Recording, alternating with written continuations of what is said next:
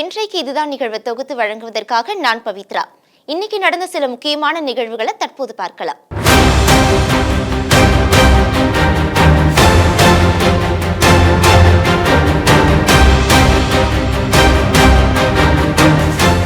கமல்ஹாசன் தயாரிப்பில் ரஜினிகாந்த் நடிக்கும் படத்தை சுந்தர் சி இயக்குவதாக கடந்த சில நாட்களுக்கு முன் அறிவிப்பு வெளியாக இருந்துச்சு. இந்த நிலையில இந்த படத்தில இருந்து சுந்தர் சி விலகுவதாக தற்போது அறிவிச்சிருக்காரு.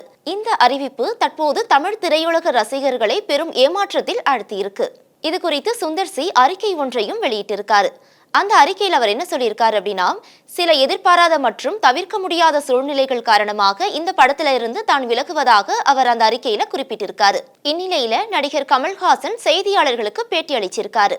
அந்த பேட்டியில் அவர் என்ன சொல்லியிருக்காரு அப்படின்னா, கதாநாயகனுக்கு பிடிச்ச மாதிரி படம் எடுக்கிறது தான் ஆரோக்கியம் அப்படின்னும், நடிகர் ரஜினிக்கு பிடிக்கிற வரை கதைகள் கேட்டுட்டே இருப்போம் அப்படின்னும் அவர் சொல்லியிருக்காரு. இணையறதுக்கு வாய்ப்புங்கிறது அதான் போட்டிருக்காருல பேப்பர். அதுதான் அவருடைய கருத்து. என்னுடைய கருத்து, நான் முதலீட்டாளர். என்னுடைய நட்சத்திரத்துக்கு பிடித்த கதையை எடுப்பது தான் எனக்கு ஆரோக்கியமானது.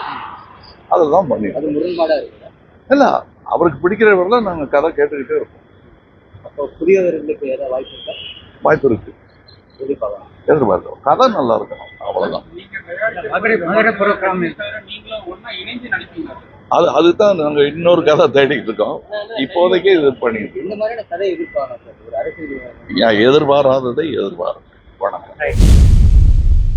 தமிழ்நாட்டில் யாரும் ஓட்டு போட முடியாத நிலை நீடிப்பதாக தாவேகா தலைவர் விஜய் தெரிவித்துள்ளார். விஜய் வெளியிட்டுள்ள வீடியோவில் தமிழகத்தில் உள்ள 6 கோடி வாக்காளர்களுக்கு எப்படி ஒரே மாதத்தில் SIR பணிகளை முடிக்க முடியும் என்று கேட்டுள்ளார்.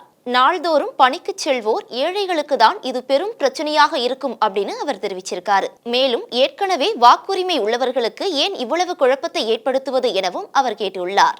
இது மட்டும் இல்லாமல் ஜென்சி வாக்காளர்கள் SIR பணியை தவறாமல் மேற்கொள்ள வேண்டும் அப்படின்னும் தாவேகா தலைவர் விஜய் கேட்டுள்ளார். இந்த SIR மேல சில டவுட்ஸ் இருக்கு. அது என்னன்னா, இந்த 6,36,00,000 வாக்காளர்களுக்கு ஒருத்தர் விடாமல் இந்த ஒரே மாதத்துக்குள்ளே எப்படி எல்லாருக்குமே அந்த ஃபார்ம் போய் ரீச் ஆகும்? ஒன்று. ரெண்டாவது, நீங்கள் வரும்போது வீட்டை பூட்டிட்டு வேலைக்கு போயிட்டு என்ன பண்ணுறது? இப்போ நீங்கள் வருவீங்கன்றதுக்காக வேலையெல்லாம் விட்டுட்டு வீட்டுக்குள்ளேயே உட்காந்துட்ருக்கணுமா? ஸோ இதில் மெயினாக பாதிக்கப்பட போகிறது உழைக்கிற மக்கள், ஏழைகள், வேலைக்கு போகிற பெண்கள். இவங்களுக்கு யார் கரெக்டான அந்த பதில் சொல்ல போகிறது?